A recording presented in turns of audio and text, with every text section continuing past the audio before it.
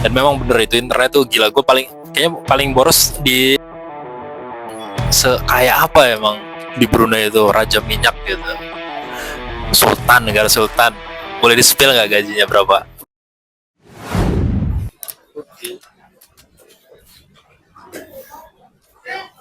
Yo yo, balik lagi di video yang baru, video gue yang ketiga ini.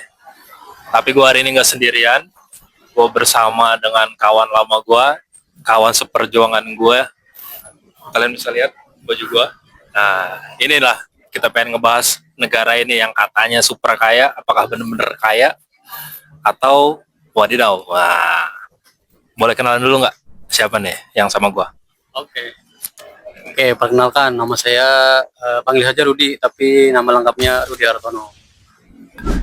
Nah, cobain dong ceritain backgroundnya Mas Rudi, Bay Rudi. Nah, Bay itu kalau di Brunei itu bro, tapi biasa orang India mau Bangladesh manggilnya Bay karena kita banyak kerjanya sama mereka gitu kan. Boleh diceritain pengalamannya? Oke, baik, terima kasih, baik. Kalau untuk background, sebenarnya kalau background aku memang passionnya di jualan, tapi lebih seneng jualannya landed gitu kan, atau rise high building kayak apartemen gitu kan, rumah tinggal, tempat tinggal, kafling gitu kan, rumah jadi gitu kan. Itu sebenarnya background saya profesional konsultan properti.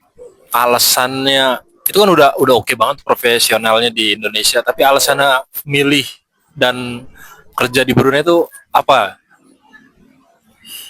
Oh iya, dulu 2020 kan pandemi ya, Indonesia sempat pandemi lah, hampir seluruh dunia pandemi COVID merajalela, hampir dihebohkan seluruh dunia. Nah, kebetulan di dunia properti sempat lesu juga kan, terus kita nggak bisa ketemu sama klien atau konsumen yang mau survei lokasi, gitu kan, mau nanya-nanya, gitu kan. Ya, akhirnya aku punya kawan nih di sana di Brunei yang sudah bekerja puluhan tahun lah.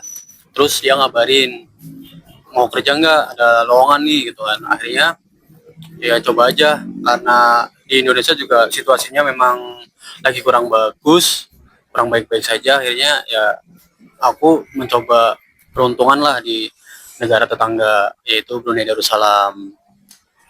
Terus akhirnya temen kontak, suruh send paspor dan vaksin ketiga. Akhirnya aku send juga untuk untuk persyaratan buat supaya visa visa kerjanya turun, sama offer letter lah gitu. Tapi emang paspor udah punya kan ya? Kalau paspor saya udah punya dari 2016, karena dari 2016 dulu sempat dapat reward kan dari properti juga, jalan-jalan ke Cina kurang lebih 14 hari. Akhirnya itulah aku pertama kali keluar negeri, langsung ke Shanghai, Cina, kan, ke Forbidden City, tembok Cina, dan lain-lain sebagainya. Udah, kalau paspor udah punya dari 2016. Akhirnya ya udah, udah send persyaratannya, visa turun, LI turun.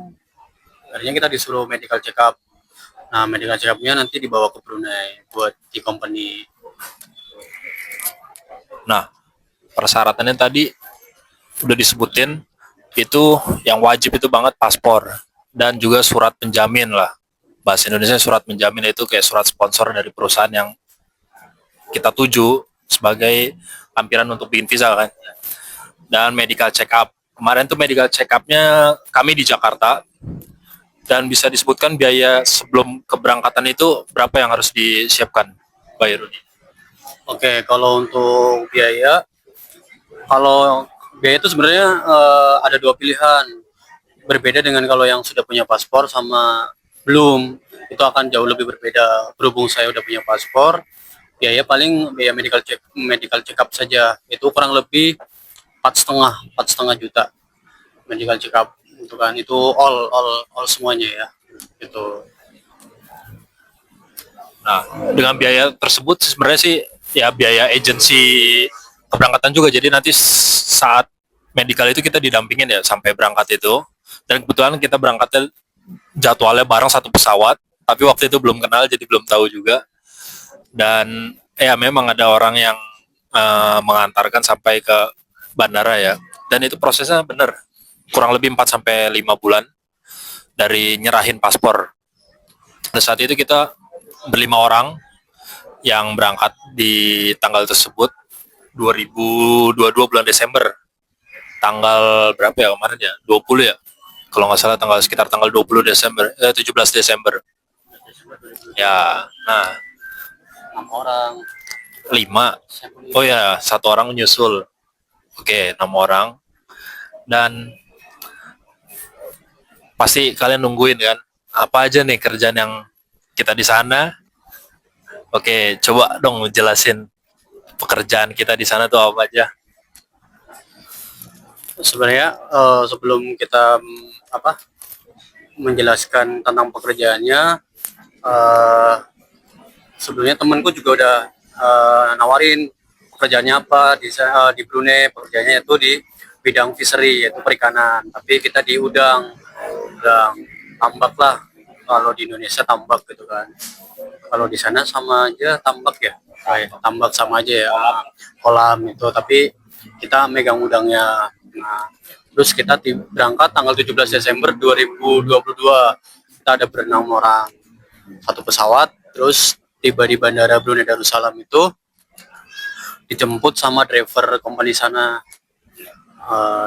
Akhirnya kita tibalah di lokasi pekerjaannya, itu kalau di Tutong, Sungai Penyatang Tutong, Brunei Darussalam. Di sana terus kita nyerahin paspor, medical check up ke bagian adminnya sana. Terus habis itu kita dikasih perlengkapan buat tidur seperti kasur, selimut, bantal ya. Terus kita habis itu ditunjukin ke tempat mes bay, dikasih mes sana gitu kan.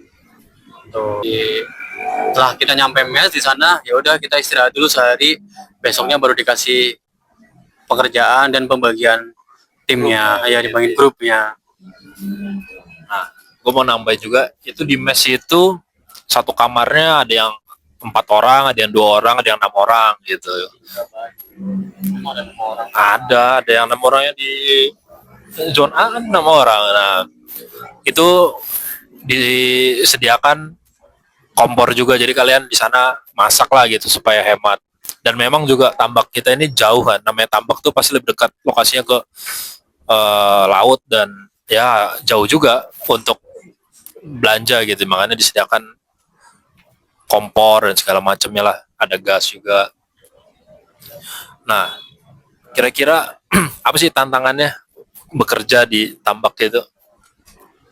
Tantangannya sebenarnya banyak ya, soalnya kita ngelihat tambak tahu sendiri kalau tambak itu di mindset kita itu dekat laut, ya kan? Terus nggak ada pohon, gersang lah, panas gitu kan. Ya tantangannya itu aja, panas gitu, panas. Terus karena lokasinya kita jauh dari mana-mana, kayak pelosok gitu kan, untuk kita keluar untuk mencari makanan pun susah gitu kan. Di sana transportasi nggak kayak di Indonesia gitu, nggak kayak di Indonesia yang ada angkot, ada bus, ada Gojek, ada Grab dan segala macamnya lah. Kalau di sana ada sih kendaraan umum, bus, tapi busnya itu di waktu, jadi dia 1 jam sekali baru datang.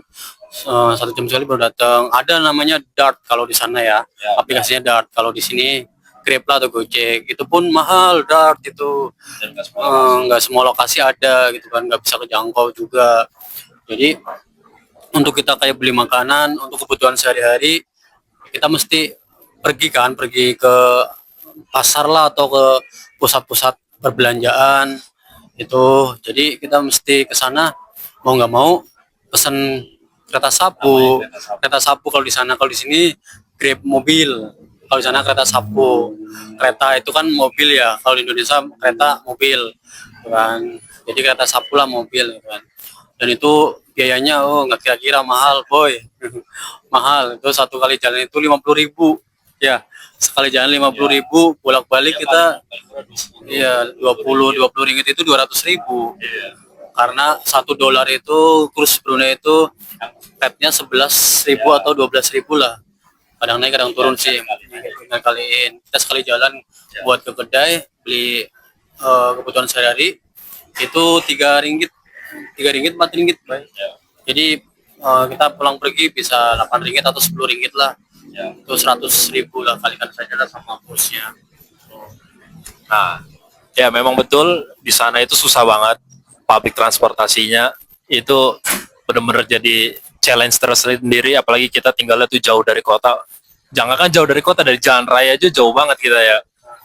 Harus kalau pengen ke jalan raya untuk nunggu bis itu harus dianterin dulu sama teman kita yang lainnya gitu. Kadang kita juga naik kendaraan yang punya kereta temen gitu. Tapi kan nggak semuanya punya kereta dan agak sulit gitu untuk beli kereta di sana gitu. Memang biayanya sih mungkin terdengarnya mahal ya, 20 ringgit, mulai dari 20 ringgit, tapi emang kita bisa dibagi, misalkan kita berangkat 3 orang ya 20 ringgit itu dibagi 3 orang. Tapi bayangkan kalau kita perginya hampir tiap minggu untuk belanja kan, ya, itulah tantangan tersendirinya. Terus yang mengagetkan banget ya, kira-kira biaya hidup di sana apalagi tuh yang paling mahal? Kalau gue sih internet sih, browse internet. Bener banget tuh, internet tuh buset mahal banget sih. Iya, karena lokasi kerja kita juga memang belum belum memenuhi untuk pasang wifi katanya gitu kan. Jadi mau nggak mau kita pakai internet yang beli gitu kan. Dan itu modelnya kayak voucher tuh mahal mahal boy. Nah, satu voucher aja 10 ringgit, berarti 120 ya, 10 ringgit, 120.000 boy. 3 giga kuotanya. 5 giga boy, 1 minggu, 5 giga 7 minggu 7 hari ya, pokoknya 5 giga 7 hari, dan di sana boros internetnya. Bayangin aja satu voucher aja 10 ringgit, 100.000 seminggu. Itu nggak nyampe tuh yang 5 GB itu, yang harusnya 7 hari itu nggak nyampe 7 hari, paling 2 hari habis. Apalagi kita yang ya orang-orang lihat berita atau sosial media lah, Instagram, TikTok gitu kan, boros banget ya, sebulan bisa nyampe 1 juta. Bayangin guys, 1 juta. 1 juta buat internet aja 1 juta bay gitu kan. Berarti kolom juga cuma itu. Internet mahal, itu tantangannya, internet mahal gitu. Sama kalau makan juga, sebenarnya makan kita masak ya bay, kita makan masak. Cuma orang-orang ini, aku ini tuh ini orang-orang yang nggak bisa masak sih sebenarnya. Jadi kalau mau makan mesti beli keluar. Jadi ya itu sih.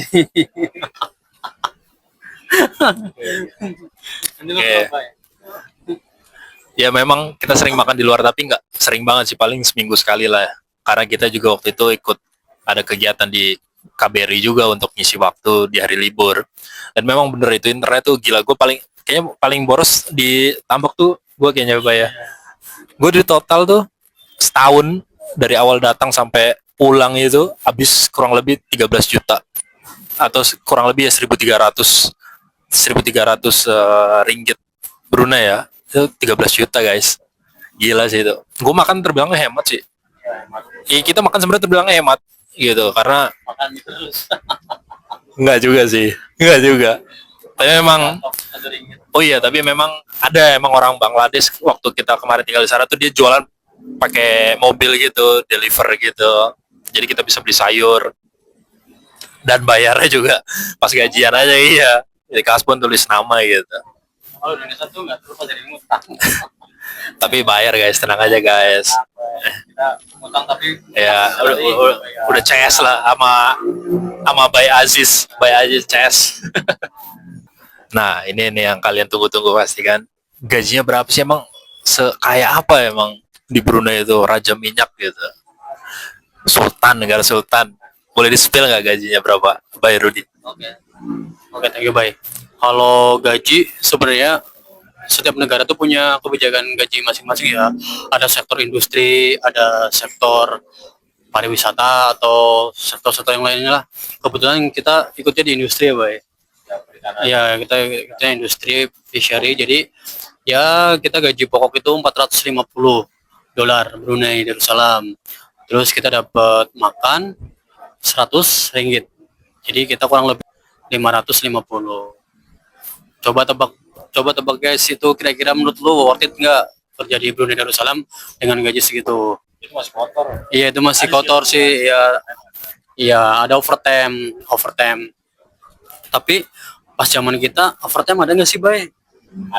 Ada, tapi ya pokoknya itu yang kasarnya tuh yang Kasih gambaran. iya 450 sih basicnya, basic salary itu kayak UMR lah. UMR di sana di Brunei itu 450. UMR di negara Darussalam. Kalau makan itu tergantung kebijakan perusahaan, ada yang dapat makan, ada yang kasih uang makan gitu. Kebetulan di company saya kasih uang makan ya, jadi 450 plus $100, jadi 550 teh bulan masih kotor. Itu gross lah. Ya. Nah, kalian bisa bayangkan kan 550 internet tadi udah berapa? Kurang lebih gua aja kurang lebih 100. Belum lagi ongkos dan makanan, kalian bisa hitung sendiri tuh. Banyak sih yang lebih hemat dari gua dan bisa ngirim bulanannya lebih banyak juga. Tapi bisa kalian bayangkan lah. Kurang lebih kalkulasinya segitu jika kalau kalian mau tinggal di Brunei, kerja di Brunei, non skill sih sebenarnya tanpa harus banyak pengalaman juga. Itulah total kurang lebih 550, dan banyak juga sih yang gajinya masih di bawah standar gitu, 450 lah, dan itu kotor ya guys. Tapi kalau tempat tinggal udah pasti dapat, memang dapat. Dan kontrak itu, satu kontrak itu 2 tahun, jadi kalau kalian habis kontrak itu nanti dapat bonus cuti dan juga tiket pulang. Ya lumayan sih itu, 2 digit mah dapat lah gitu kan. Kalau bonus dari uang cuti itu, uang cutinya diuangkan maksudnya gitu. Nah, pengalaman pribadi yang unik dan kelebihan negara Brunei itu apa sih yang pernah dialamin? Kalau pengalaman unik, pada suatu hari itu pas hari kemerdekaan Brunei itu kita pernah nonton pawai tuh, kayak upacara kemerdekaan. Hari kemerdekaan kita sempat ngelihat pawai arak-arakan lah kalau di Indonesia. Terus kita dengan gampang banget bisa foto ya baik sama Sultan, sama Prince Martin. Itulah pengalaman unik saya di Brunei Darussalam. Gampang lah, pokoknya semudah itulah untuk buat kita ketemu sama Sultan, foto gitu kan. Enggak, walaupun kita sempat ngejar-ngejar berpuluh-puluh, akhirnya dapat juga. Nanti fotonya akan di-tag lah sama Marcel. Ada gambar talaga. Allahu Akbar. Assalamualaikum. Kekurangannya? Kalau untuk kekurangannya, kalau dari sudut pandang aku sebenarnya nggak banyak sih, nggak banyak-banyak, cuma di transportasi aja. Kalau di Brunei itu memang transportasi itu minim, jadi kita kalau cuma jalan-jalan jauh mesti jam 8 sudah nyampe mes atau rumah lah, karena transportasinya susah dan sulit gitu. Itu sih kekurangannya sih buat saya. Sama satu lagi ya, negaranya sepi, nggak kayak di Indonesia rame gitu kan. Sana sepi sih, itu aja sih. Hiburannya dikit, kita hiburannya paling nonton bioskop. Itu saja sih, tapi nikmat. Oke, thank you Bay Rudy atas sharing pengalaman pribadinya, dan memang nggak beda jauh juga pengalaman gua sama dia karena memang sering keluar bareng, pasti keluar bareng juga. Hari Minggu memang ya seringnya ya. Dan memang untuk pribadi gue sih, ya memang untuk hal-hal yang positif memang oke lah mencari keramaian, dan tapi nggak terlalu ramai. Oke, jujur dari gue sendiri sih, gue pengen nambahin kalau Brunei itu memang semuanya serba diatur sama Sultan ya, dan memang nggak ada pajak juga bagusnya. Dan tapi kalau kekurangan gue, menurut gue ya kurang rame juga, kayak bangunan tinggi atau apa itu memang dia nggak terlalu develop ke arah sana. Bis sampai sore doang, mahal juga untuk taksinya, kereta apinya mahal, internet mahal. Tapi oke sih ya, gaji di Brunei itu kalau worth it itu kalau kalian jadi guru ya, jadi pengajar, guru ngaji atau universitas, atau kalian kerja di oil and gas, itu emang top sih. Di situ enak banget ya, job store itu gokil memang. Ya mungkin itu aja dari kami, thank you banget. Oh iya, satu lagi nambahin tentang milih ini, saran apa, tips. Tip dari saya buat yang sedang mencari pekerjaan ke luar negeri ya. terutama lagi hashtag kabur dulu aja. Buat saya sih, kalau yang buat pengalaman atau non pengalaman di Brunei masih worth it lah. Kalau untuk kerja ya, Bay. Rekomendasi banget sih. Gitu. Yang penting jangan pernah putus mencoba lah, itu aja. Tapi rekomendasi buat di Brunei. Dan untuk biasanya kalau keluar negeri itu kan mesti pakai agent, dan satu lagi jangan sampai salah pilih agent. Kadang-kadang ada agent yang nakal dan harganya mahal. Tiap bulan dipotong. Dan tiap bulan dipotong tuh salarinya gitu. Itu aja sih. Thank you guys sudah nonton ngikutin kami. See you in next video. Bye bye.